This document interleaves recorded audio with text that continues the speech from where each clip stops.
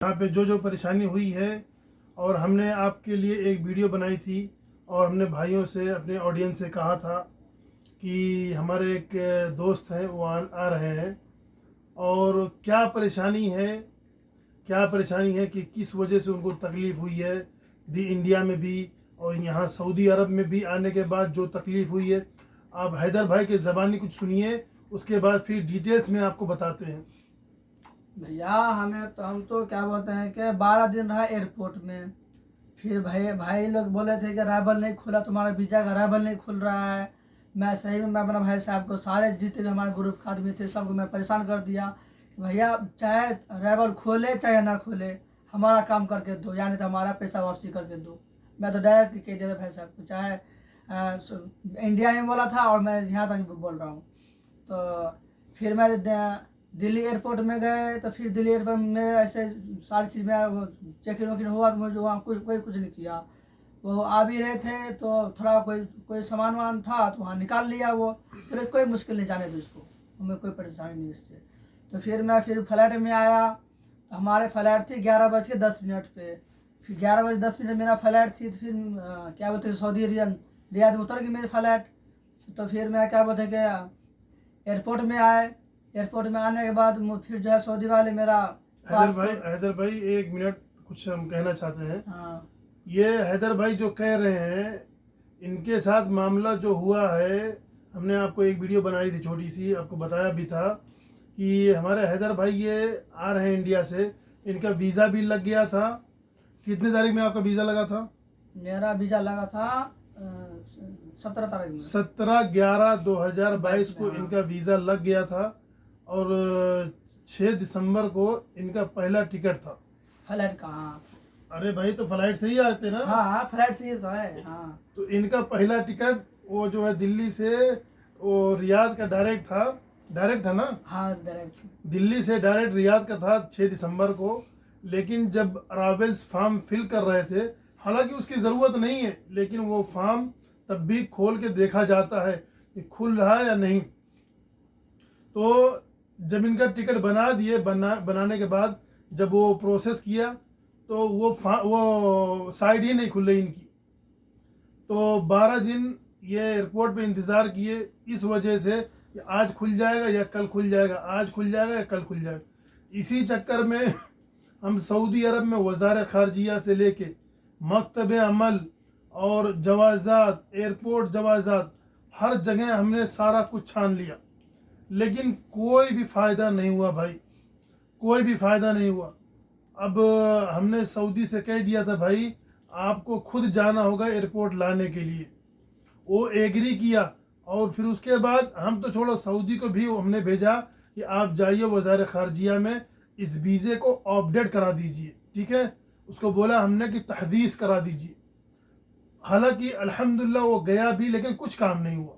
वहाँ से बोल दिया गया वीज़ा ओके है, कोई दिक्कत नहीं। हमने 3 मरतबा इंडिया में काउंसलेट में 3 मरतबा भेजा, वही सेम वीज़ा, वहाँ से बोलने सब ओके है, कोई दिक्कत नहीं है। यहाँ पे जवाज़ात में लेके गए, चेक कराए, कोई भी दिक्कत, कोई भी परेशानी नहीं है, कोई दिक्कत नहीं है।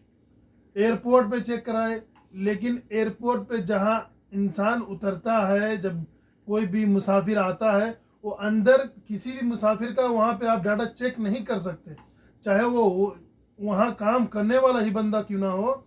वो आदमी एंट्री के बाद ही वहाँ पे डाटा शो होगा, जो भी फिंगर होगा उस फिंगर के बाद ही शो होगा। तो इनका मसला क्या हुआ, ये वहाँ से तो आ गए, हमने कहा चलो जो भी है आप आइए, उसके बाद फिर देखते हैं क्या होता है। तो हैदर भाई, अब आप बताइए आपको उतरने के बाद क्या मसला हुआ? फिर मैं उतरा फ्लाइट से, तो क्या बोलते हैं कि मैं बाहर आए, तो फिर हमारे जो है क्या बोलते हैं कि आर्मी वाले मुझे पकड़ लिया। और ये कहना चाहते हैं कि यहाँ पे जो शुरता वाला था, इनको पकड़ लिया, ठीक है, इनको पकड़ के लेके गया। आगे बोलिए। कमा में हमें डाल दिया, पासपोर्ट ले लिया, लगेज भी रख लिया। तो फिर जो है इनका लगेज वगेज सब कुछ वो जब्त कर लिया, पासपोर्ट जब्त कर लिया, इनको रूम में बंद कर दिया। और किस वजह से बंद किया, सारी डिटेल्स हम आपको आगे बताते हैं। बताइए हैदर भाई। फिर जो है रूम में बंद किया तो हमसे पहले तो 25 आदमी थे, फिर मैं लगा 26 आदमी हो गया। फिर जो हमें 4 या 5 बजे मुझे छोड़ दिया। तो हमारे सऊदी भी गए हुए थे भाई साहब के, सब परेशान हुए थे मेरे पीछे। सऊदी गए तो सऊदी को वहाँ से सऊदी को बोले भैया हमें हमारे बस का कुछ भी नहीं हो सकता है, जो करना है करो, यहाँ नहीं तो आदमी दोबारा इंडिया जाएगा। तो फिर पता नहीं कैसे हुआ नहीं हुआ।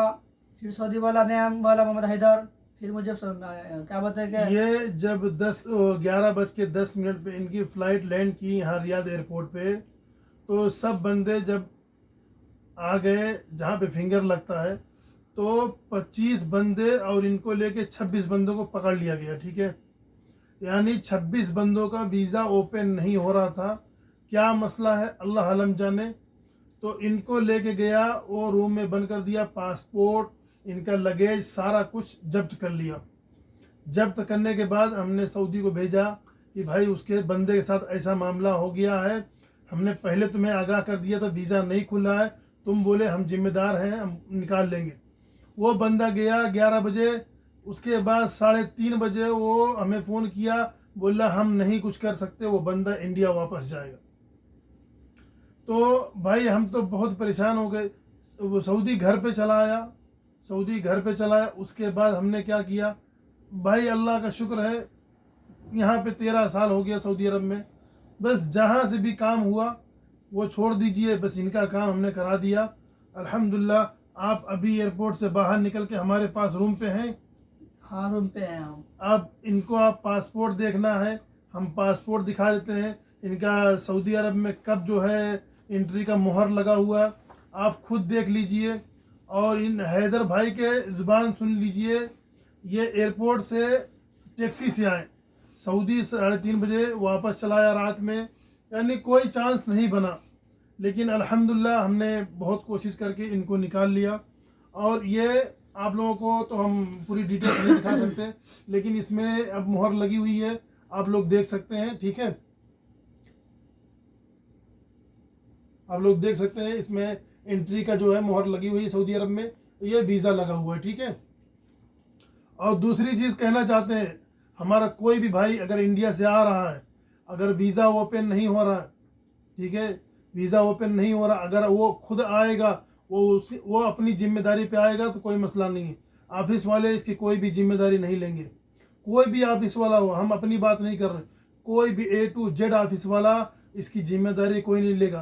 क्योंकि ऑफिस वाले का काम क्या होता है, ये आपका पासपोर्ट लेगा, ये आपका वीज़ा लगा के दिया, वीज़ा लगा के ये दे दिया, आपका ये वीज़ा लगा के दे दिया। दुनिया में आप कहीं ऑनलाइन चेक करा लीजिए, कहीं से भी ऑनलाइन चेक करा लीजिए, अगर उसमें कोई दिक्कत है तो वो हर्जाना भरने को तैयार है, जितना भी नुकसान होगा वो भरने को तैयार है। और उसके बाद ऑफिस वाले दूसरा क्या काम है, इमिग्रेशन नहीं हुआ है तो बंदा इमिग्रेशन करा के देगा, और दूसरा कुछ नहीं करा सकता। यहाँ सऊदी अरब में बंदा अगर आगे फंस गया एयरपोर्ट पे, तो एजेंट जो होते हैं उनका कोई दखल उसमें नहीं होता। क्योंकि अगर वो 2 नंबर से भेजेंगे तो ये इम्पॉसिबल है भाई, ये इम्पॉसिबल, कोई इंटर ही नहीं कर सकता। तो इसमें इनका जो है क्या मामला हुआ, वीज़ा इनका लगने के बाद ये इनका जो अरावल्स फार्म होता है, जो अरावल की जो साइड होती है उस पर एक फॉर्म फिल किया जाता है, तो इन भाई की साइड ही नहीं खुल रही थी। तो 12 दिन हमने इंतज़ार किया, और 12 दिन के बाद इनको हमने बुला लिया।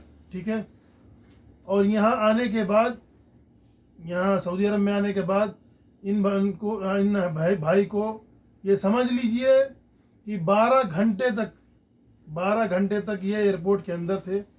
जो हमसे हो सका हमने सारी कोशिश पूरी करके इनको निकाल लिया और आपको पासपोर्ट दिखा दिए। और भाई हम आपको कितनी तनख्वाह में बुलाए हैं? 1500 रियाल। इनको 1500 रियाल में बुलाए, किस काम में बुलाए भाई? हमें क्या बोलते हैं, खजूर में पानी डालना दरख्त के नीचे, और 25-30 बकरा है, 25-30 बकरी है, हाँ। और 25-30 खजूर का पेड़ है, हाँ। और अल खरज का काम है। आपको ये बताया गया था कि नहीं? हाँ। अल खरज रियाद से 70 किलोमीटर दूर है। हाँ। ठीक है, 70 हो 80 हो, यही हाँ। है। आप सऊदी अरब में इंटर कर दिए हैं। हाँ। इंटर कर दी, ये आपका पासपोर्ट है। अब इंशाल्लाह आप हमारे पास हैं, आप कल जाएंगे, परसों जाएंगे, 2 दिन, 4 दिन, 10 दिन, आपको यहाँ जब तक रहना हो रहिए। भाई हमने इनकी खुशी में, आने की खुशी में भाई के लिए ये केक मंगाया है। ये हमारे भाई आ गए हैं, इनके लिए तो हम बहुत खुशी से केक खुद जाके लेके आए हैं। ये हमारे भाई, ये समझ लीजिए कि बहुत गरीब आदमी है।